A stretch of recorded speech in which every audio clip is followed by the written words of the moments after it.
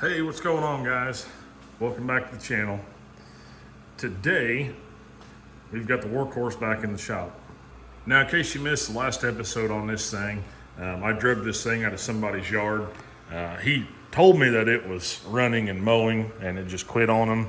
And if you watched the video, you saw that that probably wasn't true. We got a lot fixed on it, got a lot accomplished with it. But by the time the video was over, I was ready to push this thing outside and light it on fire. We just kept having issue after issue. The video ended up getting like 45, 50 minutes long, and I was like, enough's enough, save it for another day. Well, that day is today. We've got some parts in. We are going to fix the issues we got going on, but this video will not end until this thing is running, driving, and mowing properly. So that might only mean the video is 10 minutes long. It might be another hour-long video, I don't know. Enough talking, let's get to it. I think we're going to start with this starter gear first. It's probably going to be the most challenging fix. Now on these opposed cylinder Briggs, the starter is actually mounted down here on this side. And a vertical shaft mount is a little bit easier to get to, but either way, we got to pull this tin off, which luckily looks like it's only got one bolt holding it in.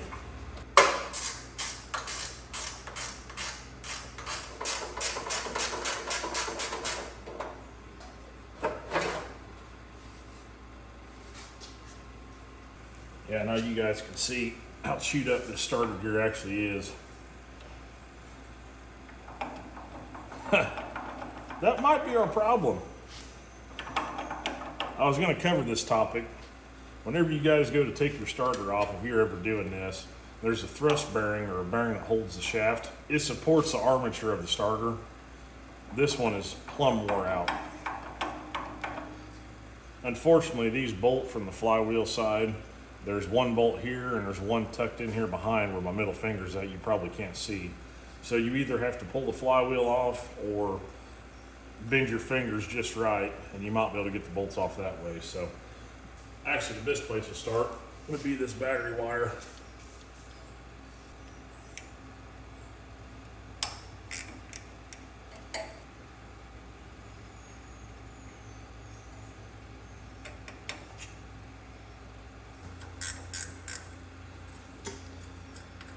Got bolt number one. This other one is way back in here. You guys aren't going to be able to see it. And unfortunately, you can only get about a quarter turn at a time on it. I mean, I could spend 5 minutes trying to get this flywheel off and have all the space in the world. But I think instead I'm going to spend 15 trying to get this one bolt out this way. Makes sense, doesn't it?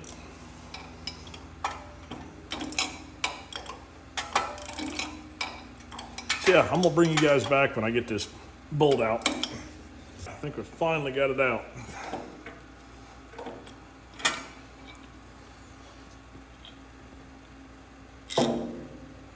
There it is. Let's put this on the bench. All right, here's the starter that came off the workhorse. You can see that gear is completely sheared off. But like I was saying, you don't want any play in this. You guys see that? There's a good, oh man, ½ inch of play in that. Yeah, that's probably what actually caused this gear to spin off. And if I remember, the starter was kind of noisy. And for example, this is the starter off another style of engine, like your V-twin mount. Anyway, same plastic gear, same armature setup, virtually no in play. That's what you want. Now, unfortunately, I didn't know about this issue, so I didn't order a rebuild kit. I just ordered some new starter gears. But I have got a post Briggs in my stockpile, so I might rob the starter off it and seeing if we can use it to rebuild this one. All right, guys, I got that spare starter off that parts engine of mine. And as you can see, these things are pretty much identical. The only difference is up here on the nose, the way that this armature's secured. This uses like a circlip, whereas this one uses the roll pin. Now I do know for a fact this starter does work. That engine I've got, it does start and run. Well, it used to. And you can see how much tighter this bearing is on this one. Now I could probably just throw this on the engine and run it the way it is. This gear is a little sticky. I'll probably go and take this apart and go ahead and change this starter gear, even though it doesn't look too bad. It is slightly chewed up, but not terrible. So let's get this apart, give it a good cleaning, lube the bushing. Now these can be kind of tricky. The best thing to do is if you can get this worked down, all we're trying to do is get this top plastic piece loosened up, get it moving again. See that? Now we got that circlip exposed. Pocket pry bar coming in handy like always.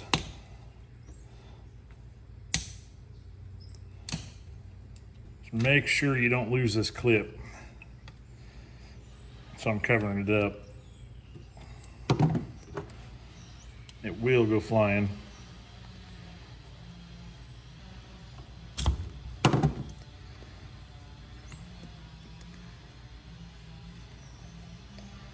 Then that'll pop off. You got the top piece, spring,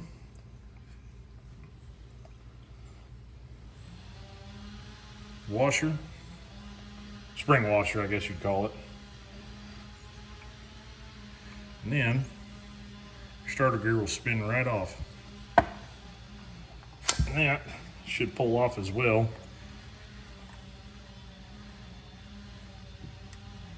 Right there's that little bushing that'll wear out. That one's got a little bit of play, but not terrible. A lot better than the other one.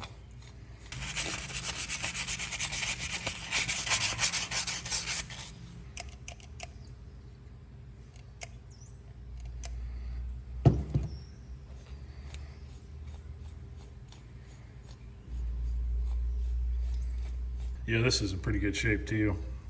I don't see any reason to change this. Probably just clean it up.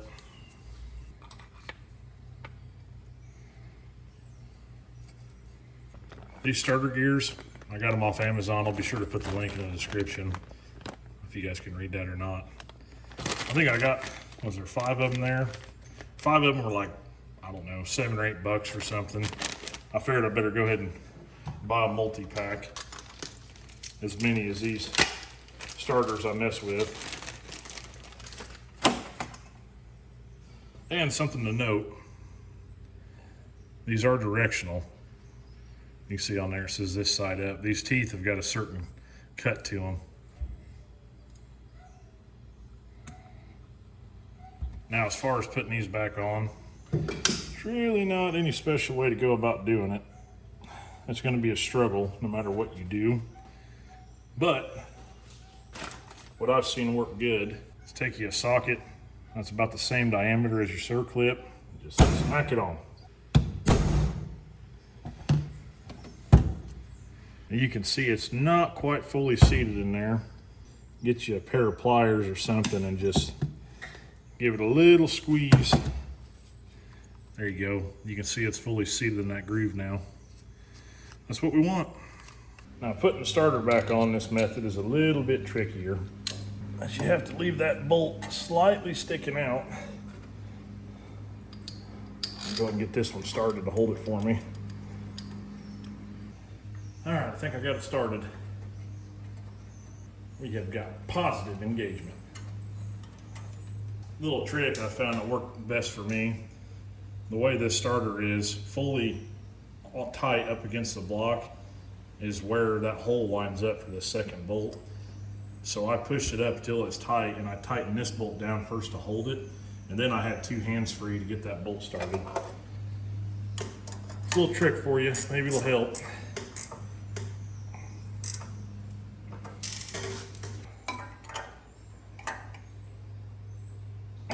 Alright. Battery wire hooked back up.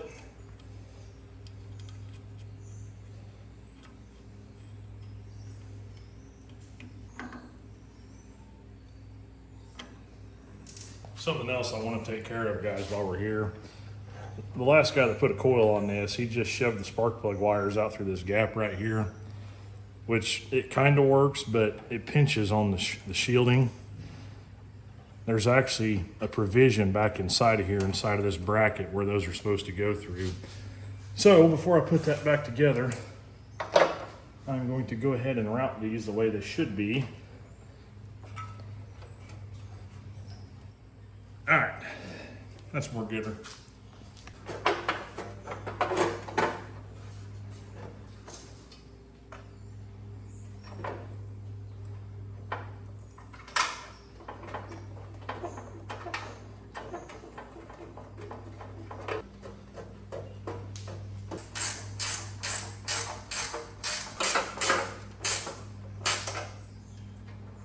Now, before I can test the new starter, I need to go ahead and change this battery.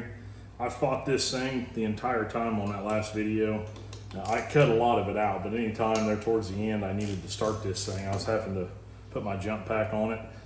Now we know that the engine is charging. We know the stator's working like it's supposed to. So this battery has got a date code of March of 22. So it's only 2.5 years old. I've seen these batteries last a lot longer than that, but we knew that this thing wasn't charging. This battery probably had a very hard life is what I'm getting at. So that probably led to an early demise, but no big deal.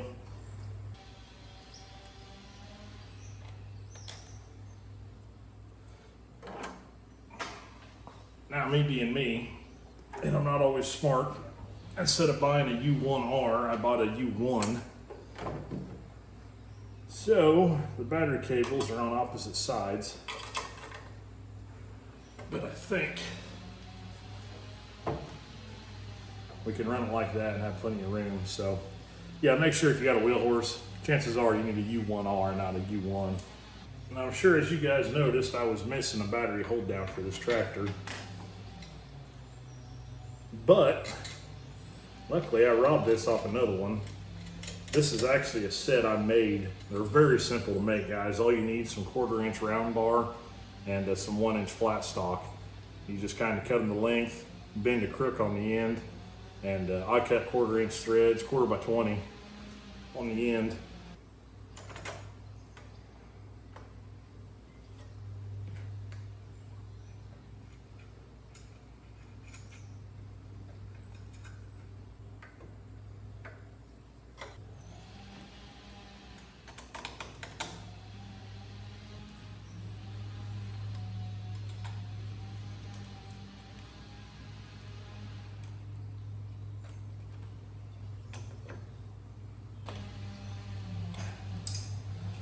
If anybody's wondering, this battery is just the EverStart brand from Walmart. I've had really good luck with them, and they're pretty cheap. I think it's like 30 bucks off the shelf. $12 core charge, so make sure you got a core battery to turn in. Now, another issue I actually just remembered, that starter solenoid that I hooked to back up on this one is bad. As you guys can see, solenoid's junk. That was something else I was having to do. I was having to jump the solenoid every time I was starting it. Thanks to Amazon. If you guys can see that or not, I'll put the link for this in the description as well. These are decent little solenoids. They're nothing fancy. So we will get the old one pulled off and get this new one put on.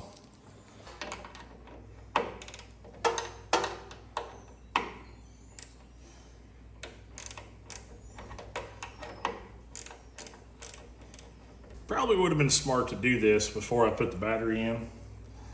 But I'm gonna be honest, guys, I honestly forgot that I even ordered this solenoid and that I even needed one. Let's see, we got 1, 2, and 3 wires on the positive.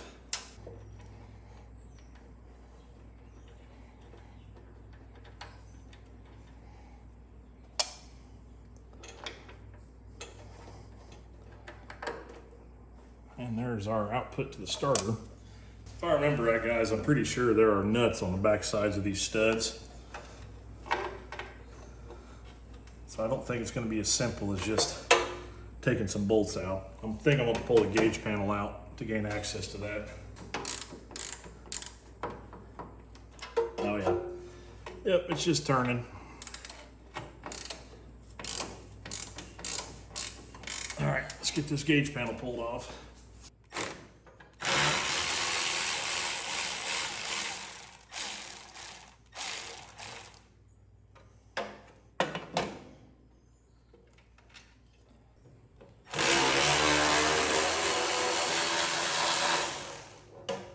There it is in all its glory.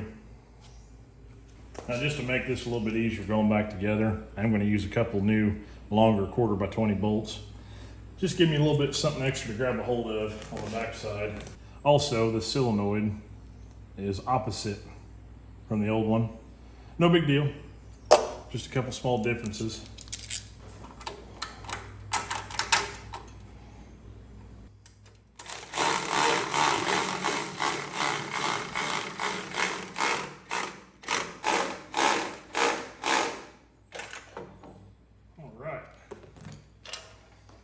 By far one of the not so fun things to do on a wheel horse.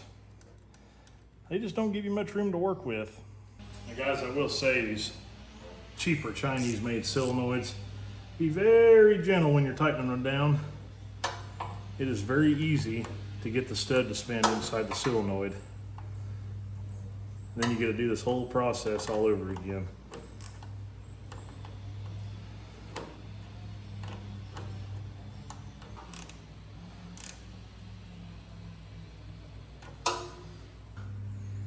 All right, new solenoid is put in.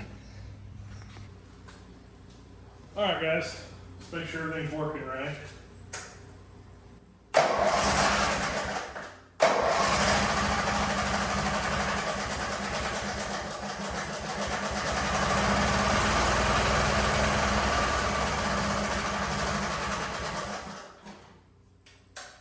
That'll work. Now let's go ahead and move on to these tie rods. I'm gonna get these old ones popped off and I will show you guys how we'll make some new ones.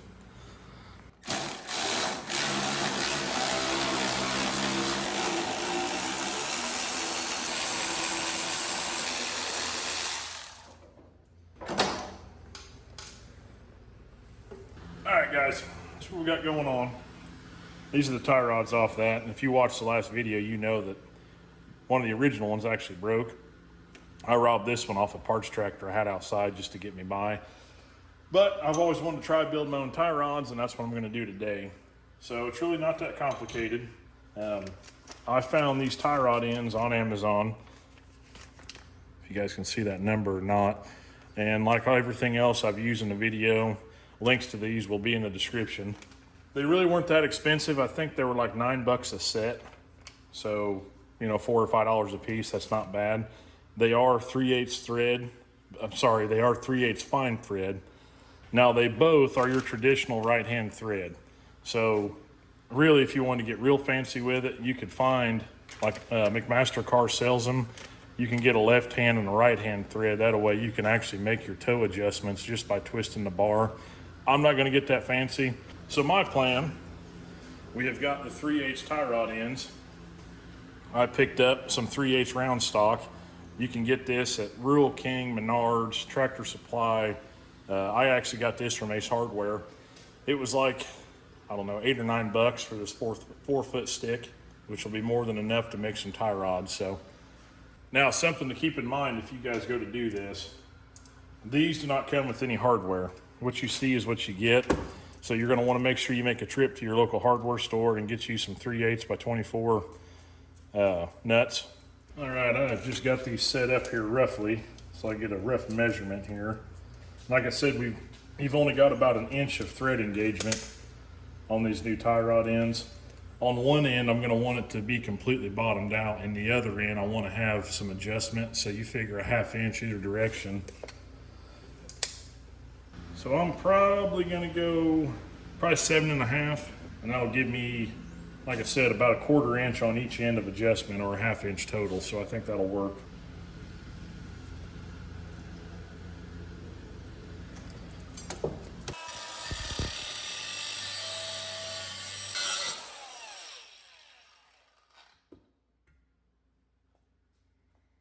Get my 3/8 by 24 tap. I did go ahead and cut a little bevel on the ends of this. Makes it a little bit easier to get your tap started or your die. Yeah, that's a good question. I don't know if that's a tap or a die. Guess I never really looked that up. Just make sure you get it started nice and straight. And this is the cheap set from Harbor Freight. I say cheap set, it's the big cheap set. And for what I do with it, I have had no issues with this tap and die set. I know you can get a lot better quality for some more money, but I've never had an issue with this set. So yeah, I'll probably cut about 1 inch of threads on each end, 1.5 inches. That way I can leave room for my jam nut.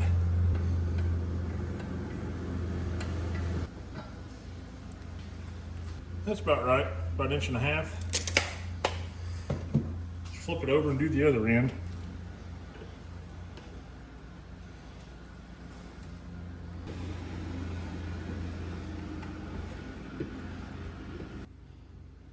All right, there we go. I went ahead and put this one on in the vise because this is the one that's going to stay stationary. Let's go and get our jam nut put on.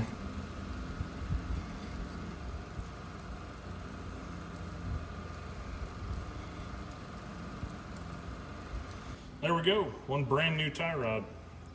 I'm gonna go ahead and knock out the second one, and we're gonna put on the tractor. Probably throw some paint on them before we do that though. Otherwise this will rust. All right, there's the finished product.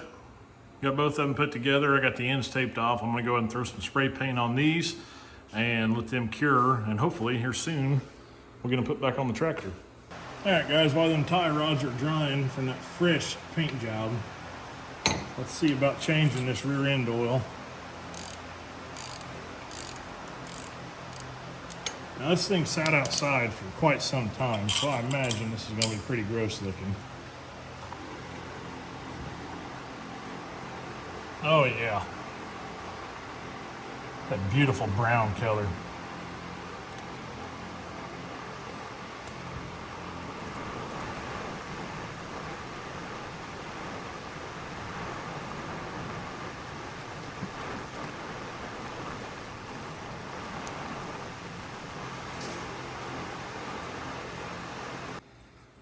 Oh yeah, look at that.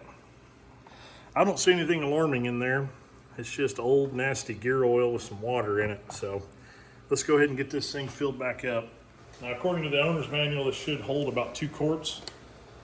And as far as what weight oil to use, you might as well just use what you want to, because you're gonna find a million different answers. I believe the owner's manual says to use 85-140, but I don't have that. I've got 80-90 and that's what I'm gonna use.